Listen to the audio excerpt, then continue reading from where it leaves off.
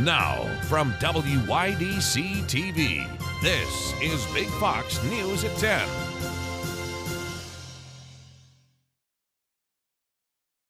Thanks for joining us for Big Fox News tonight. I'm Trill Gates. Heating your home can be expensive and put a strain on your budget. Big Fox's Josh Feldberg spoke with heating companies to find out how you can keep your energy bills under control this winter.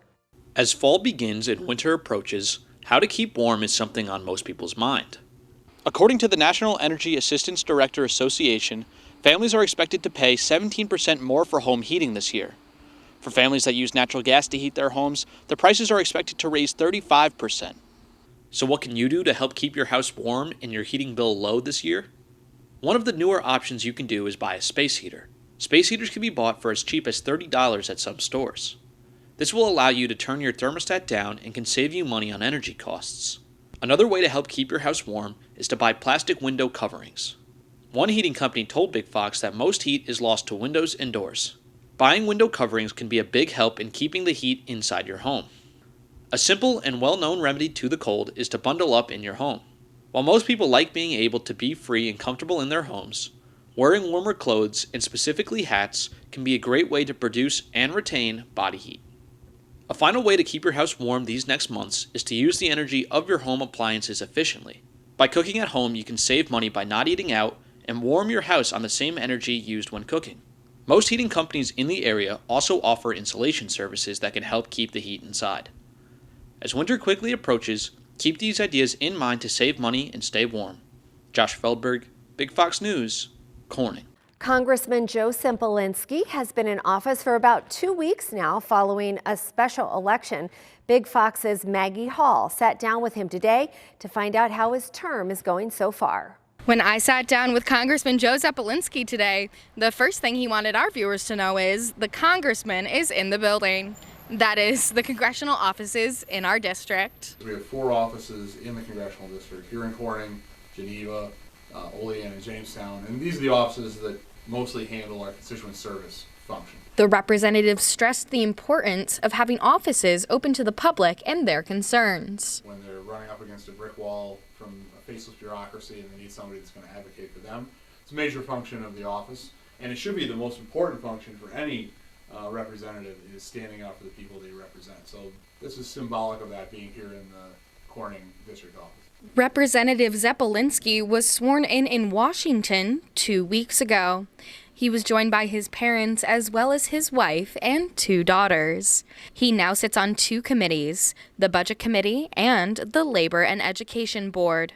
He also serves on a subcommittee within the Education Board. And the subcommittee I'm on there is early childhood, primary, and secondary education. So the education side of education and labor and everything before college. An area close to Joe's heart as he has 2 young daughters himself. And for myself, it's an area that I'm interested in. Where I've found a little bit of a niche so far is on disability education, because I have a child with Down syndrome. So I've sort of been handling some of those things on the Republican side as far as the education of people that maybe have some disability challenges. So I think we can do a lot of good even in a 4-month window with those committee assignments. To see more of what Joe has been up to so far in Congress or to contact his office, visit sempolinski.house.gov. Maggie Hall, Big Fox News, Corning. 2 brothers have been sentenced for a violent Elmira home invasion. Benny and Brian War duct taped and zip tied 3 healthcare workers and held a 90-year-old resident at gunpoint in a home invasion back in 2020. The brothers took 2 iPhones and 2 rings that belonged to the woman in the home. Benny and Brian War were both sentenced to 25 years in prison. 2 men were arrested at a traffic stop in Elmira on weapon and drug charges. Brendan White and Nicholas Decker were arrested after Elmira police say they found a loaded handgun and extra ammunition, as well as a large quantity of marijuana in the vehicle. Both men have been charged with criminal possession of a weapon. A suspect is still at large today after robbing a Sayre bank. Police report that the suspect walked into Visions Federal Credit Union in Sayre around 10:45 Saturday morning. The suspect is reported to be a black male around 20 to 30 years old. He was seen wearing a black sweatshirt, blue jeans, sneakers, and a black mask. Police are asking that anyone with information on this incident contact them. Their number, 570-888-2200. The New York City Police Department is asking for the public's help to track down the suspects who brutally assaulted and robbed an elderly man in Queens on Friday. The attack was captured on surveillance video. Police say it occurred just before 6 o'clock in the morning. They say two individuals had gotten out of an SUV and approached an 81-year-old man. They can be seen on the video punching and kneeing the victim all over his body before taking his messenger bag, cell phone, and $15 in cash. The victim was treated at Elmhurst Hospital for broken ribs, cuts, and bruising. The attackers left the scene in an SUV. Over 100,000 people in the United States have sickle cell disease. This September, the Red Cross is asking for your help. During Sickle Cell Awareness Month, you can make a difference. While there is no cure for sickle cell disease, a significant treatment that has improved quality of life for many patients is blood transfusions. The Red Cross says that your blood donation could be what a patient needs to treat their condition. To learn more and to find a blood drive near you, visit redcrossblood.org. Florida is preparing for Ian to make landfall. People in Tampa were filling sandbags ahead of Ian's arrival. The storm is not forecast to reach Florida until later this week, but people there aren't waiting until the last minute to be ready. The portion of the coastline that is expected to be impacted, there's two things that concern me. First and foremost, it hasn't had a major hurricane impact in a long time, so we have a lot of coastal residents that probably don't have a ton of experience with major hurricanes. Also, this portion of the coastline, the west coast of Florida, is incredibly vulnerable to storm surge, very vulnerable to storm surge. The acting director of the National Hurricane Center warned residents around the Tampa area during a press conference earlier today. A deadly school shooting in Russia today. Authorities are saying a gunman killed at least 15 people, including 11 children, and wounded 24 other people in the school east of Moscow. New details also coming to light as Russian authorities say the gunman was a graduate of the same school. In an online statement, the Russian Investigative Committee says 2 guards, 2 teachers, and 5 students were among those killed. The governor there saying that the attacker shot himself. The governor also says the school, which educates children between grades 1 and 11, has been evacuated and the area around it has been fenced off. Pictures of the scene also show what appears to be a classroom in disarray. No motives have been released.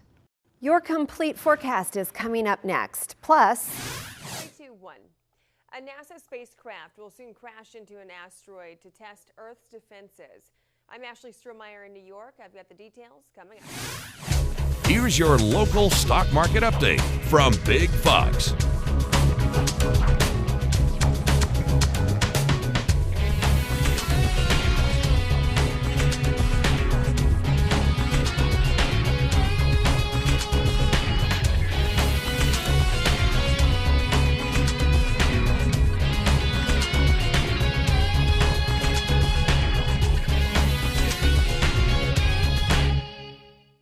Now, your Twin Tiers forecast from Big Fox.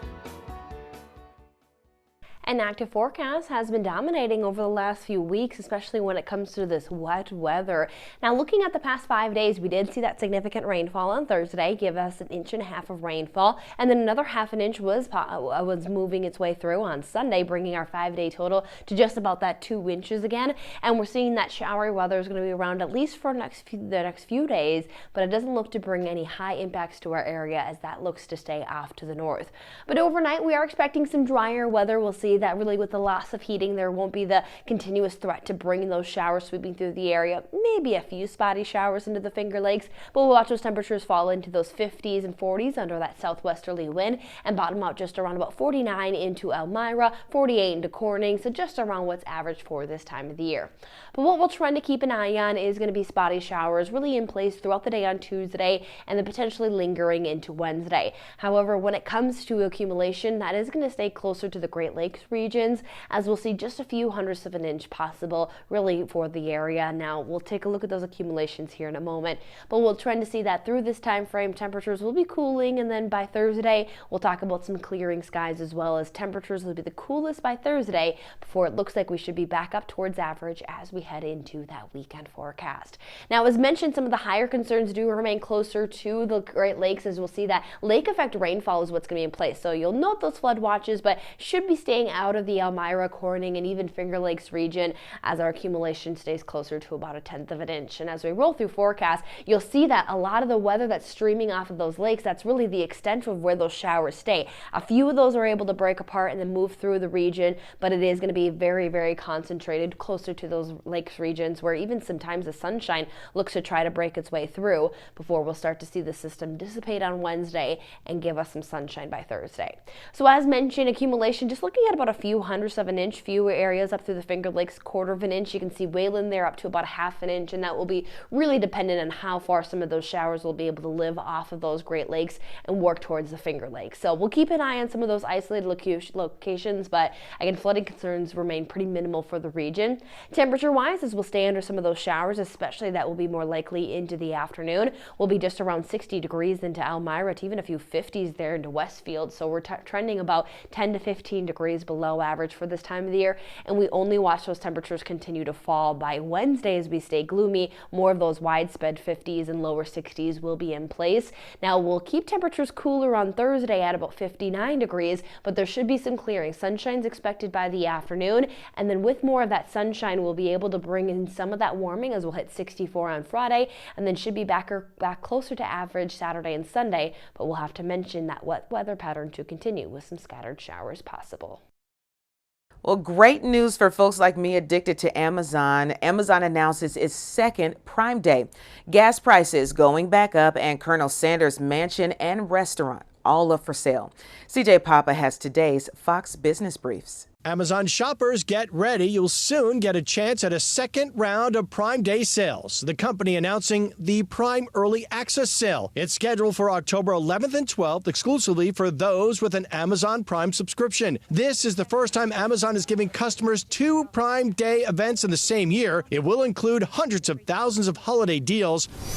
The average price for a gallon of regular gasoline in the U.S. is gaining ground. Monday's price rising to $3.72, according to AAA. The price started rising again in the past week after declining for nearly 100 days in a row during the summer driving season. That makes it 6 straight days of increases that began on Wednesday morning when the price ticked up to $3.68 per gallon. And Colonel Sanders' historic KFC restaurant and mansion in Kentucky are now up for sale. Both properties were listed on the market back in June, allowing a potential competitor to move in to the Claudia Sanders dinner house next door. This causing some panic amongst KFC's legal team, which was forced to file a patent to further protect the fast food's iconic trademarks, including Colonel Sanders' original recipe and its finger-licking good. That's business. I'm CJ Papa. NASA will test Earth's defense Monday night as it tries to change the trajectory of a small asteroid. It's all taking place nearly 7 million miles away from Earth. Ashley Strohmeyer has more. A NASA spacecraft could make history Monday night. The Double Asteroid Redirection Test, or DART, is on course to intentionally collide with a small asteroid. It's a first-of-its-kind defense test that will help NASA see whether it's possible to redirect the rock away from Earth. If we do find an asteroid that's headed to hit someplace on Earth, that we can move it and hopefully just save lots of damage, lots of people on Earth, and avoid the fate of the dinosaurs. The mission launched in November 2021 on the SpaceX Falcon 9 rocket. Just after 7 p.m. Eastern Time on Monday, DART will try to crash head-on into the asteroid Dimorphos at 14,000 miles per hour. The space rock measures 525 feet wide and has been orbiting a larger one far from Earth. NASA says the goal isn't to destroy Dimorphos, but instead to see if the collision can alter the asteroid's orbit. We hope to learn whether this idea of impacting an asteroid with a spacecraft is a really effective way of changing its orbital path and moving it off of a collision course with Earth. After the crash, a tiny satellite will fly several miles nearby. It will collect images to send back to Earth to help NASA determine the success of the DART mission. At the end of the day, the real question is, how effectively did we move the asteroid, and can this technique of kinetic impact be used in the future if we ever need it to? NASA says even if the test fails, the asteroid is too far away to pose any threat to Earth. Still ahead, a gas station known for selling cheap gas is now offering free rides to senior citizens. We have that story and more coming up. A gas station in the Phoenix area known for selling cheap gas is now giving seniors a break by offering them rides to get important supplies from the stores. Marissa Sarback has the story. The couple owns CK Food Mart, a gas station on Osborne and 20th Street, and their latest community project is offering any senior over the age of 60 within a 10-mile radius of that gas station a free ride to the airport, bank, or pharmacy if they need one. Jaswinder Singh and his wife Ramandeep Kaur know there are a lot of charities out there, but they couldn't find one offering free rides to local seniors in need. So they started one, CK Community Services. Especially our elder people, they really need help. They're alone, they need help. For the last few months, they've offered gas at a significant discount at CK Food Mart just to help their neighbors. Now they're focusing their efforts on this vulnerable population. Sometimes they tell us they don't have a ride, but they still come here to appreciate what we are doing. So that's what we are thinking, so we can help them in a different way. Jaswinder and Ramandeep are from India, and they say service to humanity is a pillar of their Sikh religion. A lot of people doing food, a lot of people doing the clothing, a lot of people doing. I did gas, and now I'm starting this project. They're asking for donations to buy more cars and for other volunteers to help drive the seniors. If we help each other, then we make a whole world better. We asked the couple why they keep naming everything with the letters CK in it, and they said because in their language of Punjabi, it stands for Chardikala, and that word in English means positive attitude. Apple reportedly puts a new payment feature on hold because of technical problems. Apple Pay Later, a buy now, pay later option, may not be available until the spring, according to a report by Bloomberg. The feature was supposed to come at the time of Apple's iOS 16 update release. The operating system is now out, but the Apple Pay Later feature didn't arrive with it. The report says the delay could be due to possible technical and engineering challenges. The feature would let buyers make interest-free installment payments on products. Well, Apple is reportedly set to release an update to fix the iOS 16 bugs issue. A report by the Wall Street Journal says Apple will launch the update this week, but no date was revealed. One of the bugs affected the recently released iPhone 14 Pro. Some social media users complained that their phone would unexpectedly shake and would even make a consistent clicking sound while using apps like TikTok and Instagram. The update also plans to fix the constant pop-up of permission prompts when trying to copy and paste between apps. A new study finds how you manage your finances can affect your mental health. Researchers in Ireland analyzed data from more than 2,000 adults in the United Kingdom. Participants had to answer questions regarding how confident they felt with their finances and questions about depression and anxiety. Researchers found that 24% of the participants that reported having financial strugglings had higher levels of depression and anxiety compared to those who didn't. The demand for organic products is growing, but farmers across the U.S. are still cautious. According to the USDA, the number of conventional farms converting to organic production fell by about 70% from 2008 to 2019. The USDA adds only 1% of the nation's farmland is in organic production, but about 6% of food sales are organic. Conventional farms use synthetic fertilizers, pesticides, and genetically modified seeds that organic farms can't. The U.S. Department of Agriculture committed in August up to $300 million to help more farmers make the switch. Well, rents are falling for the first time in 2 years. The Wall Street Journal reporting asking rents across the U.S. fell 0.1% in August from July. That's according to a report from CoStar Group, a property data company. It says it's the first monthly decline since December 2020. Also, Rent.com showed a 2.8% drop in rent for one-bedroom apartments during August. And Realtor.com noted a slight monthly dip in rent during the same month. Stay with us. We'll have more after the break. And here's a smile that we want to leave you with tonight. You'll soon get a chance at a second round of Prime Day sales. Amazon announcing the Prime Early Access Sale. It is scheduled for October 11th and 12th exclusively for those with an Amazon Prime subscription. This is the first time Amazon is giving customers 2 Prime Day events in the same year. It will include hundreds of thousands of holiday deals. My goodness, can't wait. I'm Harriet Wallace. Thanks so much for watching.